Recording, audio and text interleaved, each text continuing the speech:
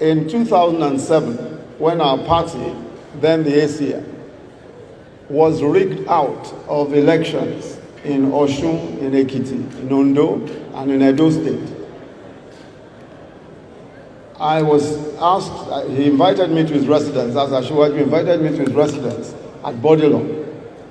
And he said to me, the only way by which we can possibly reclaim the states that have been taken away from us by this rigging is going through the courts.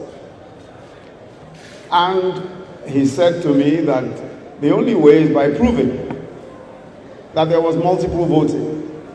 In other words, proving that a few people simply thumbprinted ballot papers, dumped the ballot papers into ballot boxes, and they were counted in favor of the opposition, then of course the PDP. He then said to me that the only way we can do this is by somehow, he says, I don't know how you are going to do it, but somehow proving by forensic evidence that this is exactly what happened.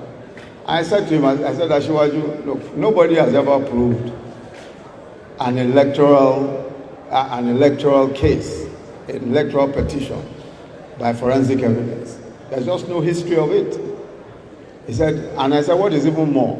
We have over a million ballot papers. If we consider all of the ballot papers in each of these states, there are over a million, or in fact, at the time, there were about 1.3 million ballot papers, putting together all the states. And how can we prove multiple voting? He said, you know, Yemi, no, I've told you what my own view is. You just go and look for a way of sorting this out. So I went to the UK and met with possibly the most experienced fingerprint expert in the entire United Kingdom, a gentleman called Adrian Forty, introduced to me by some of the QCs who I'd worked with in the UK.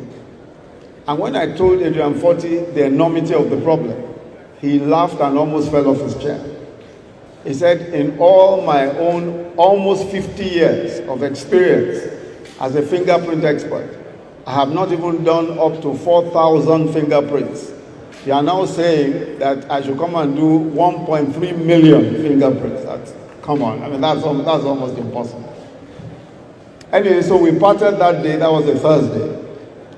And then he called me back on a Monday and said, let's talk again about this crazy thing that you are suggesting. And we sat and talked about it. And somehow designed a way, he said, of course, we used a bit of technology. But most importantly, we were able to get fingerprint experts. He said to me, he said, the only way is to get the number of fingerprint experts that have never been assembled before.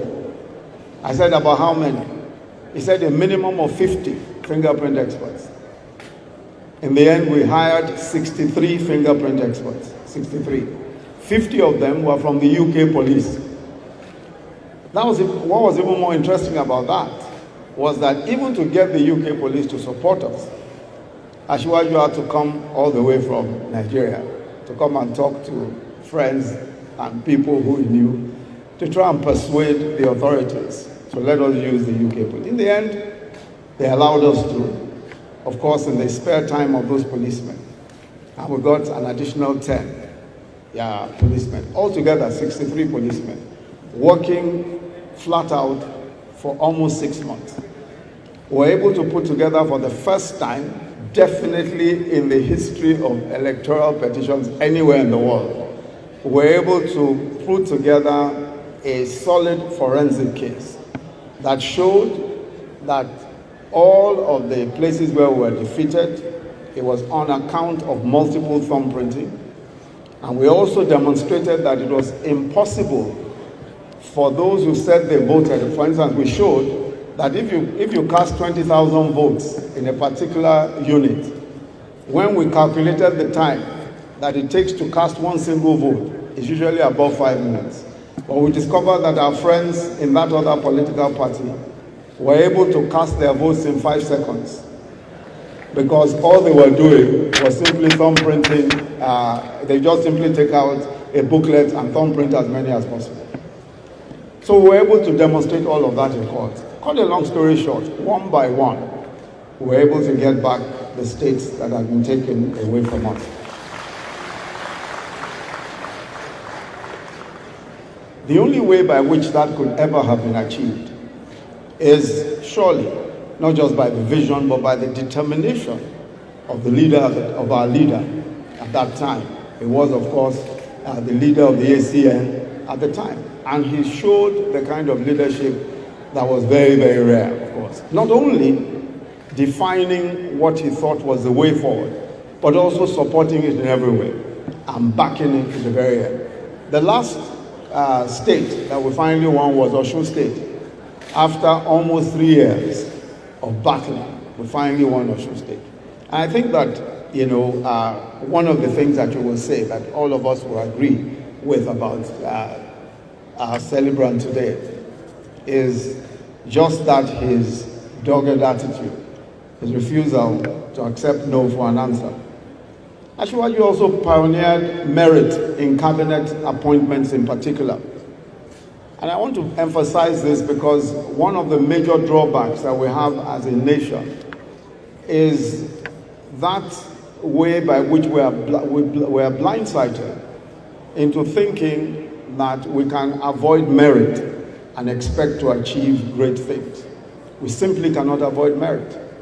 I think Asiwaju demonstrated in the years when he was governor that political appointments, especially cabinet appointments, he simply looked for those that he considered the best possible material at the time, wherever they were from. So for the first time in the history of Lagos State, we had cabinet members from other parts of the country, beginning with other parts of the Southwest. Rauf Aregbesola, of course, is from Osun State.